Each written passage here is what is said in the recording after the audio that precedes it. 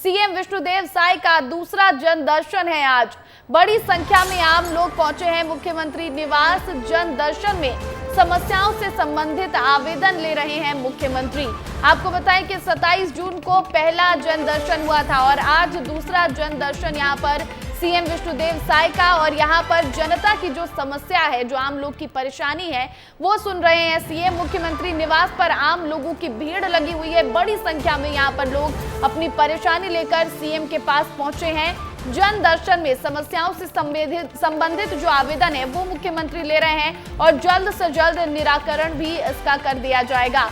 तो आज जो है वो दूसरा जन दर्शन है सीएम विष्णुदेव साय का, और ऐसे में सीएम आवास के बाहर बड़ी संख्या में आम लोगों की जो जनता की भीड़ है वो देखने को मिल रही है। और सीएम लोगों से आवेदन ले रहे हैं कि आखिर उनकी क्या कुछ परेशानी है, उनकी समस्याओं से संबंधित जो आवेदन है वो सीएम ले रहे हैं। आपको बताएं कि 27 जून को पहला जन दर्शन हुआ था और उनकी जो समस्या है उसका निराकरण भी तुरंत ही किया जा रहा है। तो सीएम का आज दूसरा जो है वो जन दर्शन, पहला जन दर्शन 27 जून को हुआ, और ऐसे में सीएम लगातार आम जनता की क्या कुछ परेशानी है, क्या कुछ समस्या है, ये सुन रहे हैं, उनसे आवेदन ले रहे हैं और जल्द से जल्द उसका निराकरण भी किया जा रहा है। तो ऐसे में जो आम जनता है, जो आम लोग हैं, वो पहुंचे हुए सीएम आवास के बाहर। आप तस्वीरें देखिए कि किस तरह सीएम वहां पर बैठे हैं और जो लोग हैं उन्हें अपना आवेदन जो है वो सौंप रहे हैं और सीएम वो आवेदन इकट्ठे कर रहे हैं। तो लगातार जो है लोग वहां पर पहुंच रहे हैं, लोगों की भीड़ जुटी हुई है। इस पूरी खबर पर अधिक जानकारी के साथ हमारे सहयोगी अनमोल तिवारी हमारे साथ फोन कॉल पर जुड़ गए हैं।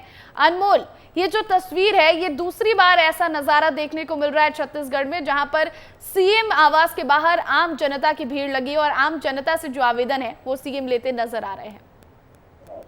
अब बिल्कुल देखिए, क्योंकि देखिए सीएम ने जन दर्शन शुरू किया है और इस अभियान का एक ही मकसद है कि जनता से सीधे जुड़ाव हो सीएम का। और इसके साथ ही देखिए कई ऐसी समस्याएं होती है जो जनता जो है उनकी समस्या निराकरण नहीं हो पाता है।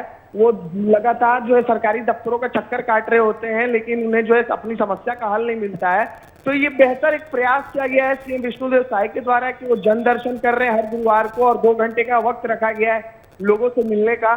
तो इसमें क्या है कि लोगों से मिल रहे हैं और अलग अलग समस्याएं सीएम के सामने आ रही है, लोग अपनी बात रख रहे हैं और सीधे 1 to 1 सीएम को अपनी समस्या बता रहे हैं, आवेदन दे रहे हैं, और त्वरित जो है मौके पर ही जो है इसका निराकरण भी किया जा रहा है। क्योंकि देखिए सीएम के साथ जितने अधिकारी हैं वो भी मौजूद रहते हैं, सभी तत्काल जो है संज्ञान लेकर के किस तरीके की समस्याएं जो है लोगों की आ रही है उसको तत्काल संज्ञान में लेकर के त्वरित निराकरण किया जा रहा है। और आज यही जो है नजारा राजधानी रायपुर में देखने को मिल रहा है। सीएम हाउस के बाहर जो है बहुत बड़ी संख्या। बिल्कुल अनमोल, पहले विभागों के साथ समीक्षा बैठक और फिर अब जन दर्शन, ये दिखाता है कि कितनी तत्पर है छत्तीसगढ़ सरकार लोगों की परेशानियों को जो है वो सुलझाने के लिए, उनकी परेशानियों का निराकरण करने के लिए। बहुत बहुत शुक्रिया अनमोल तमाम जानकारी के लिए आपका।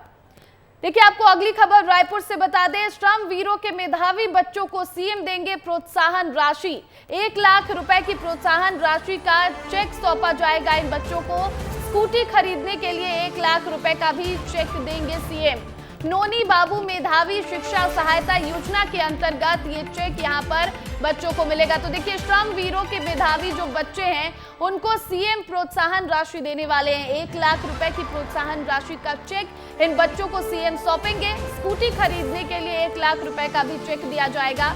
और आपको बता दें कि यहाँ पर नोनी बाबू मेधावी शिक्षा सहायता योजना जो है, इसके तहत यहाँ पर सीएम विष्णुदेव साय ये चेक बच्चों को सौंपने वाले हैं। तो एक आम जनता से जुड़ी जानकारी अब आपको दे देते हैं। यूआईडीएआई ने नए आधार कार्ड बनवाने की प्रक्रिया में बड़ा बदलाव कर दिया है। तो ये जानकारी आपके लिए है। अगर आपको आधार कार्ड बनवाना है तो आपके लिए जो अब प्रक्रिया है उसमें अब बदलाव हुआ है। क्या बदलाव हुआ है ये आपको बता दें। इस प्रक्रिया के तहत 18 साल या उससे अधिक उम्र के लोग अगर आधार के लिए एनरोलमेंट कराएंगे तो उन्हें कार्ड अधिकतम 6 महीने में मिल सकेगा। यूआईडीएआई ने एनरोलमेंट करने के बाद व्यक्ति का में राष्ट्रीय, राज्य और जिला यानी कि स्थानीय स्तर पर वेरिफिकेशन किया जाएगा। अब से ये 3 स्तरीय वेरिफिकेशन व्यवस्था लागू हो चुकी है और 3 स्तरीय वेरिफिकेशन के बाद ही आप तक आधार कार्ड पहुंच पाएगा। अगली खबर आपको नरसिंहपुर से बता दें, जहां कलेक्टर शीतला पटले ने करेली के विभिन्न विभागों का औचक निरीक्षण किया और विकास कार्यों का जायजा भी लिया। इसके साथ ही नगर में बन रहे अस्पताल और सीएम राइज स्कूल के नव निर्माण भवन का इन्होंने निरीक्षण किया। इसके साथ ही नगर पालिका परिषद पहुंचकर कार्यालय का निरीक्षण कर नगर में हो रहे विभिन्न कार्यों की जानकारी भी ली। तो रायपुर के कई पीडीएस दुकानों में राशन जो है वो लोगों को नहीं मिल रहा है। तो आपको बड़ी खबर रायपुर से बता दें, जहां पीडीएस दुकानों में राशन नहीं मिल रहा है। 3 दिन के सर्वर काम के बाद आज शुरू होना था वितरण और सर्वर फेल होने का दुकान संचालक बहाना बना रहे हैं। तो 3 दिनों तक ये जो है वो वितरण ठप किया गया था, क्योंकि सर्वर पर जो है वो काम चल रहा था। लेकिन आज से जब ये वितरण शुरू होना था, लेकिन एक बार फिर जो दुकान संचालक हैं वो सर्वर फेल होने का बहाना बना रहे हैं। ऐसे में लोगों को परेशानियों का सामना करना पड़ रहा है। तो जो लोग राशन लेने के लिए पीडीएस की दुकानों पर पहुंचे थे, उन्हें ये कहा जा रहा है संचालकों की तरफ से कि सर्वर काम नहीं कर रहा है, सर्वर ठप पड़ा हुआ है। लेकिन 3 दिन के लिए सर्वर का काम हुआ था, जिसके बाद ये कहा जा रहा था कि जो सर्वर ठप होने का जो परेशानी है, जो समस्या है, वो खत्म हो जाएगी। बावजूद इसके जो संचालक हैं उनका कहना है कि सर्वर फेल हो गया है, इस वजह से हम राशन जो है वो लोगों को नहीं दे सकते और लोग इस वजह से परेशान नजर आ रहे हैं। कवर्धा नगर पालिका अध्यक्ष का फिर से होगा चुनाव। तो देखिए, आपको एक बड़ी खबर बता दें, कवर्धा नगर पालिका अध्यक्ष का फिर से चुनाव होगा। कांग्रेस सरकार बदलने के बाद कांग्रेस अध्यक्ष ने पद से अपना इस्तीफा दिया था, जिसके बाद कांग्रेस पार्षद ने अध्यक्ष पद के खिलाफ हाईकोर्ट में याचिका दायर की थी, जहां उच्च न्यायालय ने 1 सप्ताह में चुनाव कराने के आदेश दिए हैं।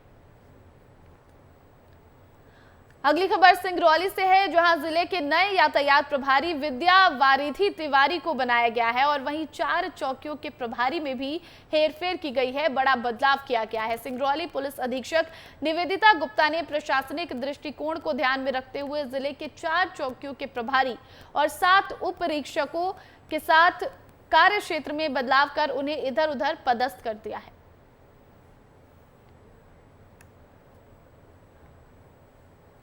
अगली खबर आपको भोपाल से बता दें, जहां लघु उद्योग निगम ने शिक्षा विभाग को पत्र लिखा है। फर्नीचर सप्लाई के बाद भुगतान में देरी को लेकर ये पत्र लिखा गया है। तो देखिए, भोपाल से आपको ये बड़ी खबर बता दें, लघु उद्योग निगम ने शिक्षा विभाग को पत्र लिखा है। फर्नीचर सप्लाई के बाद भुगतान में देरी हुई है, जिसको लेकर ये पत्र लिखा गया है। प्रदेश भर के स्कूलों ने फंड जारी करने की मांग की है। 10 जुलाई तक फर्नीचर का ऑडिट करके रिपोर्ट भी मांगा गया है। शिक्षा विभाग को फर्नीचर भुगतान के लिए देने होंगे 59 करोड़ रुपए और इसके लिए लघु उद्योग निगम ने शिक्षा विभाग को पत्र लिखा है और शिक्षा विभाग जो फर्नीचर है वो उसके लिए भुगतान करने वाली है और 59 करोड़ रुपए का भुगतान यहां पर करना है शिक्षा विभाग को और 10 जुलाई तक फर्नीचर का ऑडिट करके रिपोर्ट भी मांगा गया है। मध्य प्रदेश में बजट पेश होने को लेकर केंद्रीय मंत्री ज्योतिरादित्य सिंधिया ने कहा है कि मध्य प्रदेश का बजट एक जनहित का बजट है। वहीं इस बजट को सिंधिया ने विकासशील बताया और कहा कि सभी क्षेत्रों को प्राथमिकता दी गई है, चाहे नगरीय प्रशासन हो, स्वास्थ्य एवं चिकित्सा हो। प्रदेश के विकास को चौगुना करना ही बीजेपी का संकल्प है।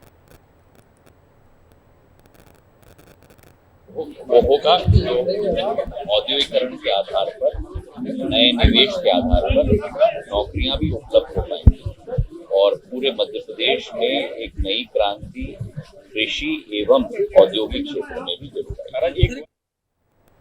अगली बड़ी खबर आपको सूरजपुर से बता दें, जहां पंचायत में रीपा के तहत 15 लाख रुपए का गबन हुआ है। इसकी खबर सामने आई है। ठेकेदार, सरपंच और सचिव के खिलाफ मामला दर्ज कर लिया गया। प्रेमनगर पुलिस अब इस पूरे मामले में कार्रवाई कर रही है और प्रेमनगर के वृंदावन गांव का ये पूरा मामला बताया जा रहा है।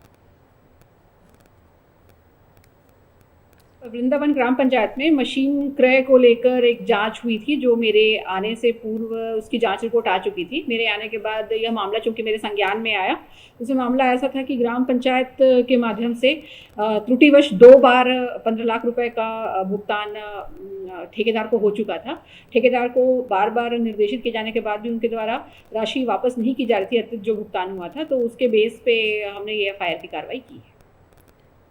तो तो हाथरस में सत्संग के दौरान हुई भगदड़ में 100 से ज्यादा लोगों की मौत हो गई। इस मामले में चित्रकूट के तुलसी पीठाधीश्वर पद्म विभूषण जगत गुरु श्री रामभद्राचार्य महाराज ने बयान दिया है। उन्होंने कहा कि वो स्वयं को हरि नारायण बनाना चाह रहा था।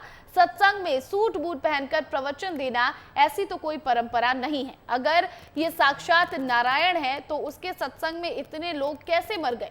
वहीं जगत गुरु ने कहा कि प्रशासन का इसमें कोई दोष नहीं है, इसके लिए प्रशासन को कोई सूचना नहीं दी गई। सरकार और प्रशासन को पूरे मामले पर कठोर कार्रवाई करनी चाहिए। वो स्वयं अपने को नारायण हरि बनाना चाह रहा था कि मैं साकार नारायण हूँ। अब बताओ, जब साकार नारायण है तो उसके सत्संग में लोग मरे कैसे? सूट बूट पहनकर, जूता पहनकर सत्संग करता है, वो उसकी कोई परंपरा ही नहीं। भोली भाई जनता को भाका चौपट करवा दिया। प्रशासन का कोई दोष है? प्रशासन को कोई सूचना दी गई? कोई सूचना प्रशासन को नहीं दी इन लोगों ने। अभी इसके लिए कठोर कार्रवाई करनी चाहिए सरकार को। तो वहीं मध्य प्रदेश में मॉनसून की एंट्री होने के बाद लगातार बारिश हो रही है। कई जिलों में तेज बारिश तो कई जिलों में हल्की बारिश देखने को मिल रही है, जिससे तापमान में भी अब काफी गिरावट दिख रही है। विस्तार न्यूज से बातचीत करते हुए मौसम वैज्ञानिक वीएस यादव ने कहा है कि अगर आज की बात करें तो आज ग्वालियर चंबल इलाके में तेज बारिश के आसार हैं। साथ ही उन्होंने कहा कि आने वाले एक हफ्ते में राजधानी भोपाल समेत प्रदेश के कई जिलों में तेज बारिश होगी। मध्य प्रदेश में मानसून की एंट्री के बाद लगातार जमकर बारिश हो रही है। राजधानी भोपाल में भी लगातार सुबह से ही मौसम बदला हुआ है और बादल छाए हुए हैं। बारिश के अनुमान जताए जा रहे हैं। ज़्यादा बातचीत करने के लिए मौसम वैज्ञानिक वीएस यादव जी हैं। सर, लगातार बारिश तो हो रही है, देख रहे हैं कई जिलों में तापमान में गिरावट आई है। आज का अगर मौसम की बात करें आजकल की, तो कैसा रहने वाला है? आज भी बारिश के पूरे आसार बने हुए हैं। जैसा कि एक पाकिस्तान से लेकर एक ट्रफ लाइन बांग्लादेश तक जा रही है, जो अपने नॉर्थ एमपी के ऊपर से गुजर रही है, और एक नॉर्थ वेस्ट उत्तर प्रदेश पे ऊपरी हवाओं का चक्रवाती केंद्र बना हुआ है। एक चक्रवाती केंद्र नॉर्थ ईस्ट एमपी पे बना हुआ हैगा, और एक गुजरात के ऊपर बना है। तो गुजरात की वजह से पूरा मॉइस्चर वगैरह इंकर्शन पूरा प्रदेश में अच्छा खासा आ रहा है। उसकी वजह से बादलों की आवाजाही दिख रही है और प्रदेश भर में बारिश की उसकी उम्मीद की जा रही है। इसमें बारिश की बात करें, विशेषकर जो ग्वालियर चंबल का हिस्सा है उसमें अब बारिश की अच्छी खासी उम्मीद की जा रही है। वहाँ पे हैवी रेनफॉल का अलर्ट भी जारी किया गया है। साथ में टीकमगढ़, निवाड़ी, रीवा, मोहगंज में भी रेनफॉल का हैवी अलर्ट है, जहाँ पे बारिश 64 mm से लेके 115 mm तक हो सकती है। बड़े शहरों की अगर बात करें, भोपाल, इंदौर, उज्जैन, जबलपुर, इन शहरों में कैसा तापमान या कैसे बारिश के अनुमान? नहीं, यहाँ भी बारिश की सी अच्छी खासी बनी हुई है। भोपाल की बात करेंगे तो पर्टिकुलर वो लगातार रुक रुक के कई वर्षा के कई दौर हो सकते हैं जिसमें बारिश हो सकती है। बीते 24 घंटे की बात करें तो 3 सेंटीमीटर तक दर्ज किया गया है। पूरे भोपाल की बात करेंगे, भोपाल और एयरपोर्ट दोनों जगह में 3-3 mm तक बारिश, 3-3 सेंटीमीटर बारिश दर्ज की गई है। तो ये मौसम वैज्ञानिक वीएस यादव जी थे, जिन्होंने बताया कि अभी आने वाले समय में लगातार बारिश की स्थिति बनी रहेगी। राजधानी भोपाल में भी लगातार बारिश हो रही है। कई ऐसे जिले हैं, आज की अगर बात करें तो ग्वालियर चंबल में ज़्यादा बारिश के अनुमान जताए जा रहे हैं। कैमरा पर्सन राजाराम के साथ सूरज तिवारी, विस्तार न्यूज। तो वहीं मध्य प्रदेश टूरिज्म बोर्ड में साइकिल सफारी के सहयोग से 2D सतपुड़ा 2024 का आयोजन 5 जुलाई से किया जा रहा है, जिसमें देश और विदेश के 16 साइकिलिस्ट छिंदवाड़ा और नर्मदापुरम जिले में 200 किलोमीटर तक का रोमांचक सफर तय करेंगे, जिसका समापन 7 जुलाई को पचमढ़ी में होगा। छिंदवाड़ा से शुरू होने वाली सफारी में साइकिलिस्ट को प्राकृतिक सौंदर्य के बीच चुनौतीपूर्ण चढ़ाई का सामना करना होगा। सतपुड़ा पर्वत श्रृंखलाओं के मनोरम गंतव्यों के अलावा उन्हें ग्रामीण जीवन और संस्कृति देखने का मौका भी मिलेगा।